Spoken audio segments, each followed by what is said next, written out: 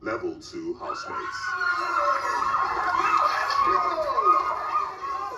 Hi everyone, the housemates in the Big Brother house competed for a wager this evening, and the level 2 housemates, aka the Trenchers, won.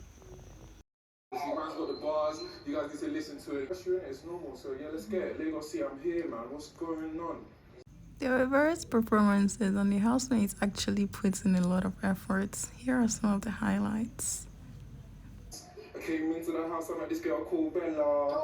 They got me rapping, I'm moving like a storyteller. There's no beat, it's straight a cappella. Fam, I need bare words like fella.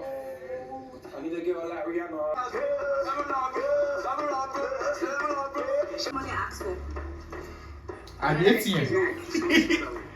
Do you know what? Leave my house. Let me. I don't want to make it. Leave my house. Energy, plenty. Let me do the vibe. Go. 100 million na damage.